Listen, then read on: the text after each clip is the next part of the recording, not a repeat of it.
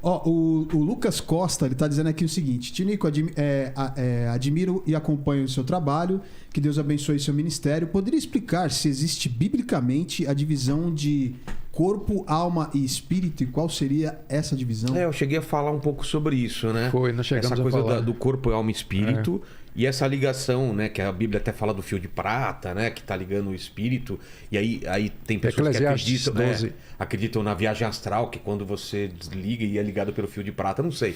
O que é essa explicação Bom, a pergunta dele, vamos lá, essa pergunta aí está dentro da área da antropologia, né, que é o estudo do homem, do ser humano.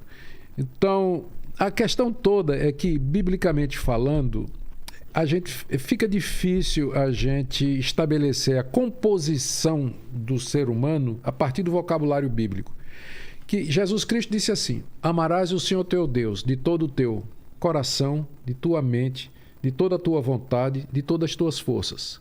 Então você tem aqui mente, coração, forças, vontade. A Bíblia fala da consciência. A Bíblia fala da alma, a Bíblia fala do espírito. Então, para você construir uma antropologia bíblica, você tem que lidar com todas essas palavras no contexto delas. Então, os estudiosos geralmente se dividem em três categorias. Tem os tricotomistas, que dizem que o homem é corpo, alma e espírito. São três coisas distintas. A mente e todas as faculdades cognitivas e tudo estariam relacionadas com a alma. O espírito é a parte que se relaciona com Deus e o corpo é o corpo. A segunda categoria é dos dicotomistas, que vão dizer que o homem ele é corpo e alma / espírito. A mesma coisa. Apenas dois nomes para a mesma dimensão. Tá certo? E tem um outro grupo que diz que é impossível fazer esse tipo de categorização. O homem, ele é uma unidade. Ele é uma unidade. E é por isso que quando você tem algum problema, angústia, seu corpo sente. Ou quando você sofre fisicamente, sua alma também sente. Você fica triste. Há essa relação que todo mundo percebe, de forma que é impossível você separar. A Bíblia, às vezes, se refere ao corpo como se fosse... Quantas almas estavam... Por exemplo, tem uma passagem na Bíblia que diz que Jacó foi para o Egito e com ele levou 75 almas. Mas almas ali representa a pessoa toda, inclusive o corpo. Representa isso.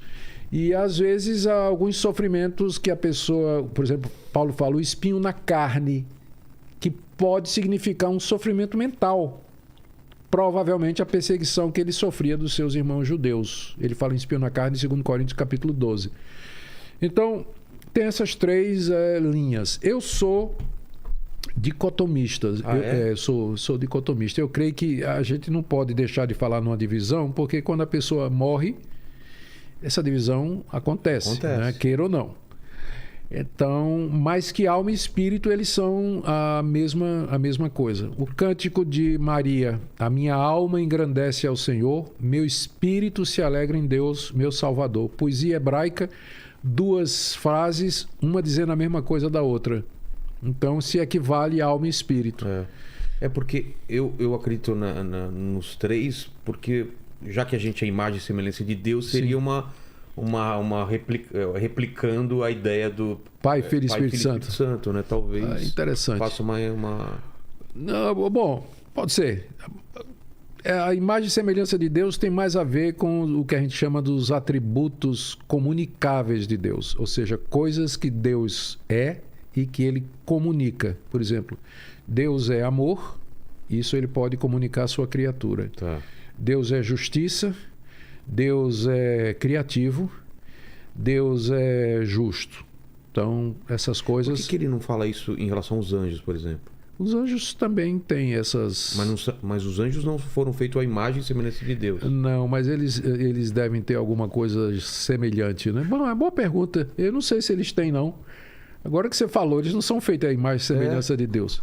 A imagem e semelhança de Deus inclui os atributos comunicáveis de uma forma única que a raça angélica não tem. Eu não sei exatamente, agora que você me fez essa pergunta aí, eu não sei exatamente o que seria essa área no meio, não é? Mas, tradicionalmente, a imagem e semelhança de Deus se refere aos atributos comunicáveis e não necessariamente ao corpo, porque Deus não tem corpo material, né? Não teria um corpo material. E tem alguns atributos de Deus que são chamados incomunicáveis: onipotência, onisciência, onipresença. Isso aí ele não deu para nós. Isso é prerrogativa dele. Nem na época de Adão e Eva. Não, eles não tinham isso aí. Tá. Então, agora, essa discussão, dicotomia e tricotomia, para mim, ela não devia separar ninguém. Eu também acho. É muito tranquilo. É uma discussão apenas pela discussão. A gente não tem certeza, a verdade é essa. Porque a Bíblia fala ainda do coração do homem, fala da mente do homem, fala da vontade do homem, da consciência. A consciência, ela fica onde? Ela está no espírito, está na alma. Né? Então é isso, pessoal. Se você gostou desse vídeo, curta, compartilha e se inscreva no canal. Tá bom? Valeu e até o próximo vídeo. Fui!